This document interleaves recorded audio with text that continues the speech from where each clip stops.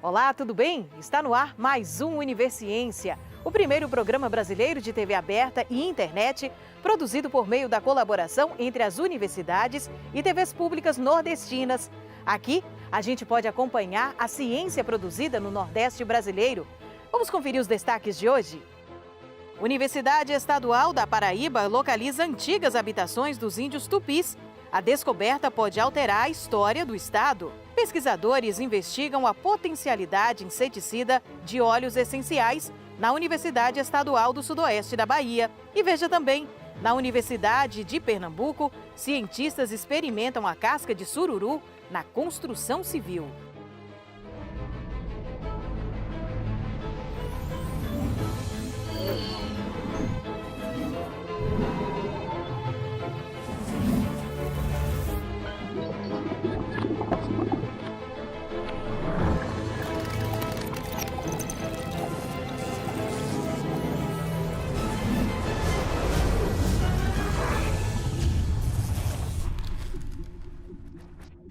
E a gente começa o Universiência com esta descoberta intrigante.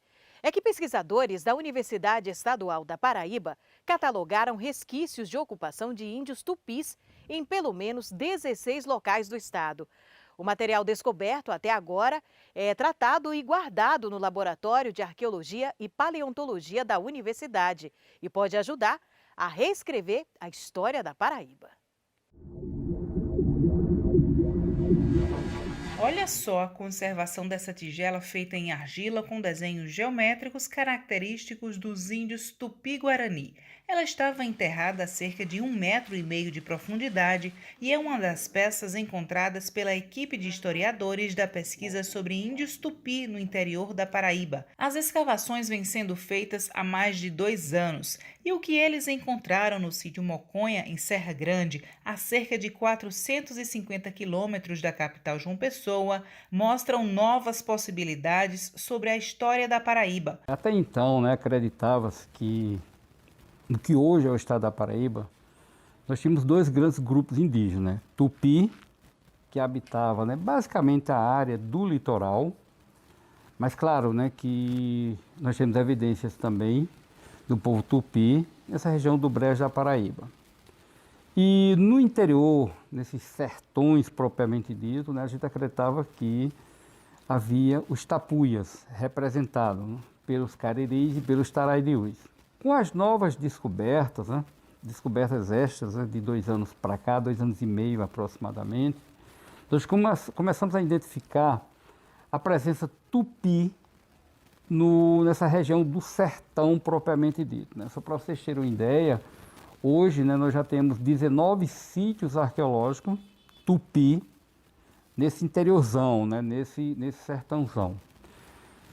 Isso vai fazer com que, ou já está fazendo com que, a gente repense um pouco do processo de ocupação pretérita do que hoje é o estado da Paraíba.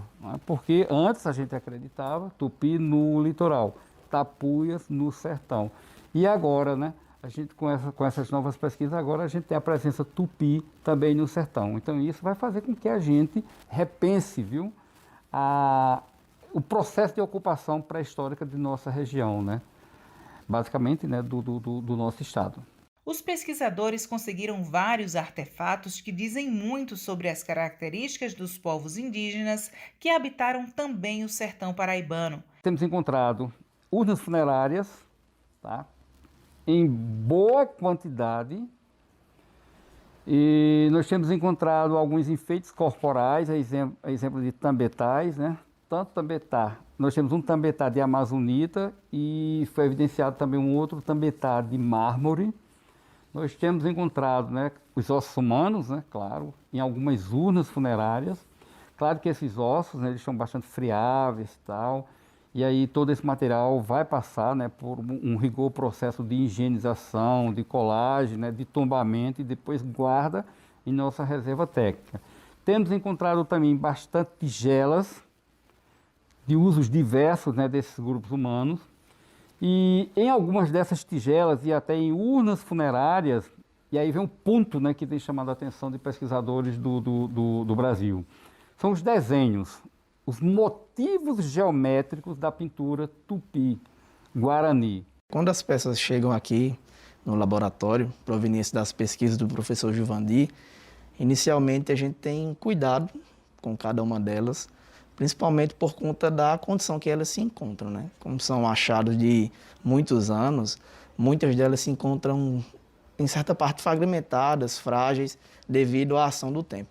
Então a primeira coisa que a gente tem com elas é o cuidado no seu manejo. Então a gente utiliza luvas para ter contato com essas peças, não pegando ela de qualquer forma. Também, quando nós vamos para a higienização, a gente tem um certo cuidado ao pegar essas peças para higienizar, sempre fazendo essa higienização com pincéis, de maneira com que essas peças elas não venham ser feridas, né, por conta da sua fragilidade. E também na questão do seu tombamento. Também a gente observa um grande cuidado com elas para que elas não venham sofrer nenhum dano. Esse material que tem nos chegado nos proporciona entender um pouco o modus vivendi desse grupo humano, né? Especialmente falando dos tupis. Tá? Algumas pessoas têm perguntado o seguinte, e com relação ao período que esse grupo chegou no sertão da Paraíba, né? Ainda é muito cedo, né, para a gente obter algumas conclusões com relação a isso aí. Porque a gente só vai ter, de fato, certeza, né, quando é que eles chegaram e por que chegaram naquela região, quando a gente conseguir obter pelo menos uma datação do carbono 14, que está bem pertinho, né, da gente conseguir isso aí.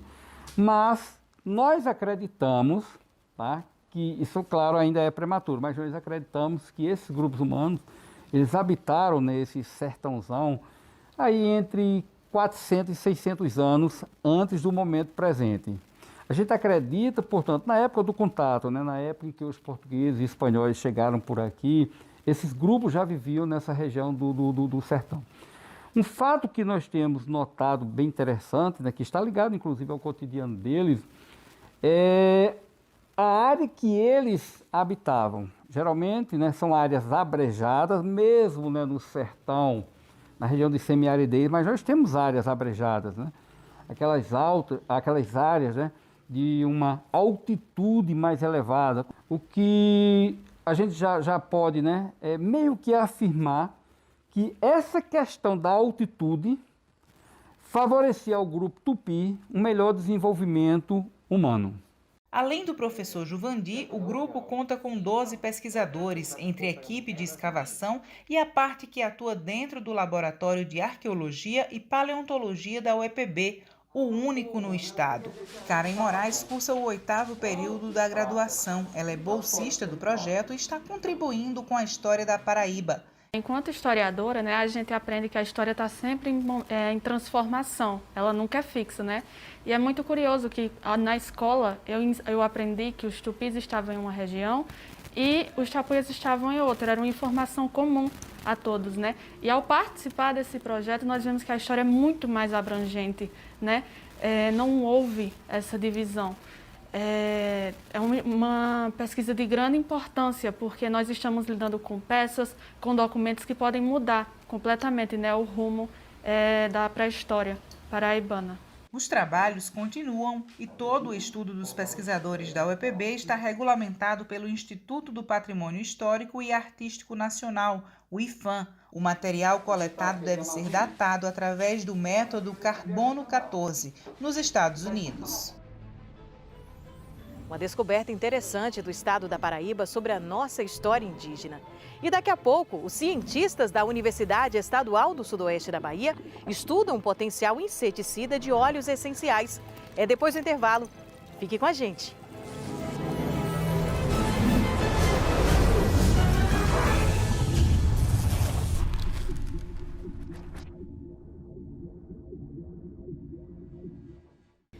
A gente está sempre acompanhando notícias sobre a batalha da ciência contra a Covid.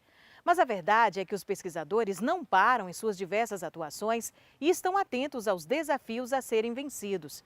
A exemplo do combate ao Aedes aegypti. Cientistas da Universidade Estadual do Sudoeste da Bahia investigam inseticidas alternativos. É que os chamados inseticidas convencionais são, em sua maioria, sintéticos. E um dos principais problemas é que o uso destes produtos em larga escala contribui para o desenvolvimento de insetos mais resistentes, tornando a eficácia dos inseticidas sintéticos baixa ou nula. Vamos entender como está sendo feita essa pesquisa?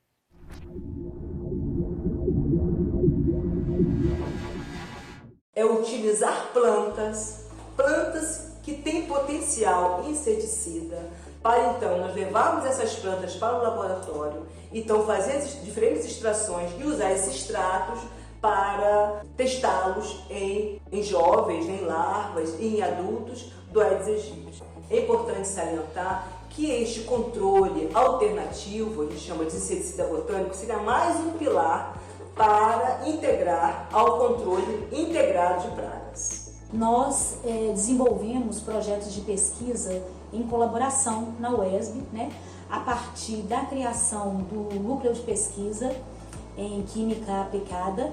Nós montamos o laboratório de pesquisa de produtos naturais e o laboratório de pesquisa de inseticidas naturais. Trabalhamos então com espécies vegetais, aqui do semiárido baiano, espécies que foram escolhidas a partir de um levantamento etnobotânico que nós fizemos na região de Contendas do Sincorá, logo quando nós iniciamos as pesquisas. Que plantas seriam essas, Então a primeira coisa eu vou ver a região, a nossa região, do semiárido baiano, ao qual estamos lotados aqui. E aí, seriam plantas exóticas, seriam plantas nativas, e aí decidimos trabalhar com ambas, um sonho de trabalhar com extração de plantas, objetivando ver a avaliação inseticida. Então, para as plantas nativas, que seria o local? Pensamos então numa região que chama Contenda de Sincorá, onde existe uma flona, Floresta Nacional Contenda de Sincorá, e na proximidade nós fizemos um levantamento etnobotânico. Então, a partir desse levantamento, que nós inclusive publicamos um trabalho, nós então vimos algumas plantas que eram plantas que não eram estudadas e começamos então a extração dessas plantas. E aí então iniciamos o nosso trabalho com avaliação inseticida. Essas pesquisas, elas foram iniciadas, com a professora Sandra Lúcia, da Cunha e Silva, e a atividade inseticida dessas plantas medicinais foi uma proposta dela, logo quando eu cheguei na UESB, para que a gente montasse esses laboratórios então de investigação. Bem, essas espécies vegetais que nós trabalhamos, inicialmente, espécies endêmicas aqui do semiárido baiano, como são espécies encontradas em unidades de conservação, nós temos uma certa dificuldade de coletar essas espécies por questões de logística, porque é uma região um pouco afastada da universidade, que nós estamos lotados no campo de Itapetinga, e por isso atualmente nós temos trabalhado principalmente espécies que já são utilizadas pela população. São utilizadas como condimentos, utilizadas como cosméticos. Atualmente nós temos trabalhado com espécies aromáticas, que são alecrim, hortelã, manjericão, orégano, tomilho, e essas espécies já existem na literatura muitas pesquisas realizadas sobre elas, tanto para atividade inseticida quanto para outros tipos de atividades biológicas, e o que a gente faz aqui no laboratório é extrair os óleos essenciais dessas espécies e preparar produtos a partir desses óleos essenciais que tenham atividade inseticida, repelente, antibacteriana e outros tipos de atividade biológica. Então aqui é o espaço do Laboratório de Pesquisa de Produtos Naturais, onde nós realizamos as nossas pesquisas, E para desenvolver pesquisa científica é necessário que nós tenhamos recursos financeiros. Então a importância das agências de fomento, dos gestores públicos, patrocinarem o desenvolvimento dessas pesquisas, porque, como vocês veem, a gente tem que contar com vários equipamentos, vários reagentes, muitas vidrarias, o pagamento das bolsas dos nossos alunos. Então, realizar pesquisa é uma coisa muito cara e que é importante que os países se atentem para isso, porque as nossas pesquisas também podem gerar desenvolvimento científico, tecnológico, levar a formação de novos pesquisadores e fazer com que a gente seja um país soberano e economicamente desenvolvido. Se na Universidade Estadual do Sudoeste da Bahia os cientistas estão buscando alternativas para o combate ao Aedes aegypti, na Universidade de Pernambuco, os pesquisadores analisam um destino interessante para a casca do sururu. O estudo aponta um uso sustentável e de baixo custo para o descarte: a construção civil.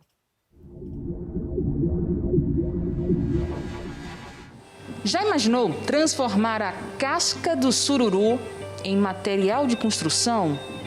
Isso é um projeto, na verdade, é um estudo que está sendo feito por um grupo de estudiosos, de pesquisadores da Universidade de Pernambuco. A Universidade de Pernambuco vem investindo muito para que os pesquisadores da universidade possam estar em contato com a sociedade e as empresas para resolver os problemas dela. Então, desde 2007, quando o programa de pós-graduação em Engenharia Civil foi criado, junto com ele vários grupos de pesquisa foram também consolidados, e entre eles o DES, o Grupo de Desenvolvimento Seguro e Sustentável. E a gente sempre fez o esforço de estar em comunicação, por exemplo, com as secretarias.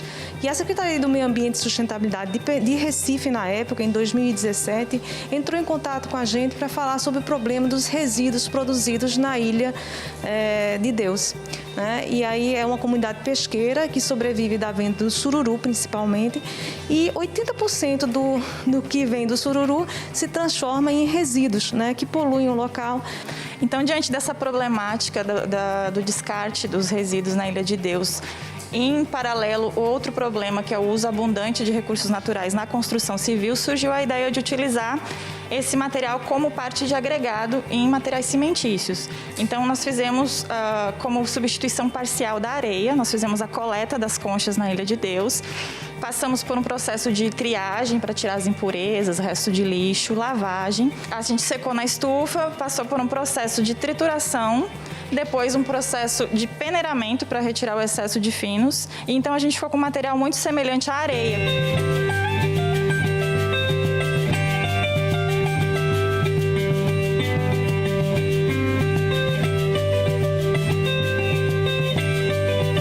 A gente fez uma visita na comunidade porque a gente estava com um aluno de graduação que estava fazendo um trabalho de TCC utilizando as conchas para utilizar em substituição ao cimento. Dessa vez a gente estava tentando dar mais um passo nessa pesquisa, até que quando a gente foi na comunidade, um morador falou que isso não era muito viável para eles, que a gente pensava em usar esse material em obras da comunidade. E aí a gente observou algumas coisas. Ele falou que a comunidade não faz mais muitas obras que tem um consumo grande de material. Algumas ruas da comunidade não são pavimentadas, A ideia surgiu daí, a gente estava na comunidade e aí a gente passou a procurar alternativas de levar esse material para fora da comunidade para transformar realmente no produto.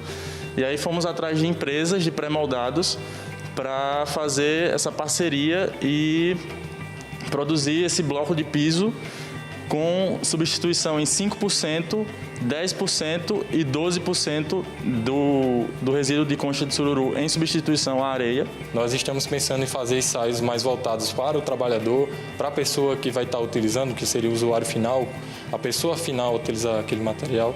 E a ideia é justamente essa, propor ensaios diferentes dos já normatizados, propostos por Nilo, utilizar a questão da durabilidade, ensaio de resistência, mas já voltado para quem vai manusear, para quem vai utilizar.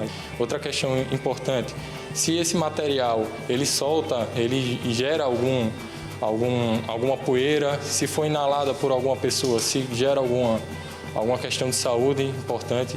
Então a gente vai fazer uma análise já com os ensaios físicos, fazendo analogia para segurança do trabalho, o trabalhador que vai manusear e o usuário final, caso aconteça algum acidente.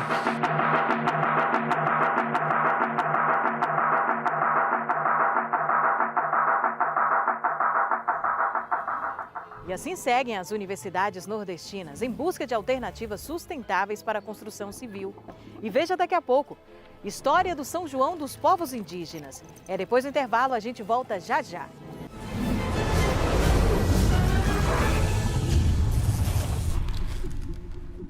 O período junino é muito importante para o Nordeste devido à tradição dos festejos. Mas diferente do que muita gente pensa, foi a mistura de culturas e etnias que construiu essa festa linda do jeito que acontece até hoje. E muitos dos costumes dos festejos juninos vieram da cultura indígena, como o pesquisador da Universidade Estadual de Santa Cruz, no sul da Bahia, explica pra gente.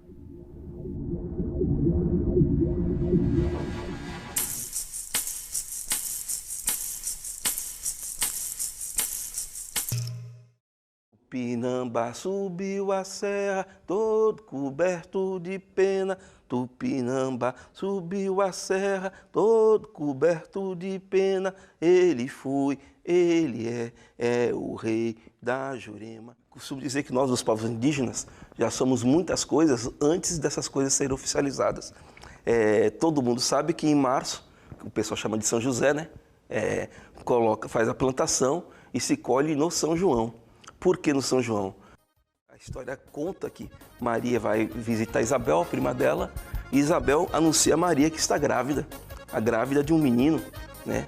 Que ela vai dar o nome de João. Maria diz, voltando para a aldeia dela: minha prima, acenda uma fogueira na porta da sua casa quando o seu filho João nascer. E aí vem a tradição da fogueira. Olha que interessante, depois de 6 meses nasce Cristo, que é o outro solstício, que para nós é o solstício de verão, né? E aí eu acredito que esse cristianismo primitivo, quando vem para cá pelos jesuítas, essas datas batem e ficam referendadas uma na outra, né? Então aí provavelmente com essa junção de uma festa que já existia aqui dos povos tradicionais, que é a festa do solstício de inverno, e com a junção da cristandade, surge aí a festa junina. Essa época é a época do solstício, é a mudança do eixo da Terra em relação ao Sol, que no nosso caso, solstício de inverno, noites longas, dias curtos. Então, antes da vinda dos portugueses, dos jesuítas, né, das missões religiosas, nós já comemorávamos essa festa como uma festa da fartura, da abundância, né, dançando em torno da fogueira, balançando o maracá, tocando nossos tambores e fazendo os festejos todos. A tradição de brincar em torno da fogueira, comer batata feita na fogueira, a mandioca feita na fogueira, o aipim feito na fogueira, o quentão, o licorzinho de genipapo, paçoca, amendoim, milho, tudo isso é da cultura indígena. São comidas do povo indígena. Eu costumo dizer que a maioria das pessoas viram índios no São João. O índio, ele dança, como o povo negro também dança, pisando na terra, né, no chão. E o forró, por isso que é forró pé de serra, né? Ele arrasta a sandália, é a referência da terra. A gente saiu plantando milho, agora é recolher o milho e é muita comilança, né? É assar o milho na fogueira, que é fazer a brincadeira, é fazer o poranci, é contar a história na roda do fogo, na roda da fogueira. Esse é um momento que nós, povos indígenas, fortalecemos mais nossos espíritos mesmo, né? É um tempo de fortalecimento interno e de muita alegria. Por isso que eu acho que aí seria, tenho certeza, né? Seria importante sempre ter esse resgate, né? É um contínuo processo de apagar a presença indígena na cultura brasileira. Muita gente fala assim: professor Cazé, a presença da cultura negra e da história negra na cultura brasileira eu consigo achar. O carnaval, o samba e a capoeira, de vez em quando só fica nisso também, que é um erro, né? São muitas outras coisas também. A presença portuguesa também, a língua. E por que a gente não acha a cultura indígena? Na minha leitura, é proposital, né? Nós temos um direito originário ao território. Nós, os índios, não éramos donos do território. Nós somos a própria terra. Esse direito é um direito congênito originário. Então, nós temos um direito que precede o direito à propriedade privada e o direito ao Estado. O nosso direito é originário, né? Conforme eu disse, nós temos essa cor porque nós somos a terra. Então, na minha leitura, há uma necessidade de quebrar a presença indígena, na presença da cultura brasileira, em você que está me vendo agora, está me ouvindo agora, para você achar que aqui não tem mais índio, né? E tem. Tava no meio da mata, tava no meio da mata, pra quem mandou me chamar? Pra quem mandou me chamar? Eu vim foi beber giroba, eu vim foi beber giroba, balançar meu maracá, balançar meu maracá, reia, reia, reia, reia. Bom, o programa de hoje fica por aqui. Na próxima semana temos um novo encontro marcado para continuar conhecendo as pesquisas desenvolvidas no Nordeste brasileiro. Muito obrigada pela companhia e até lá!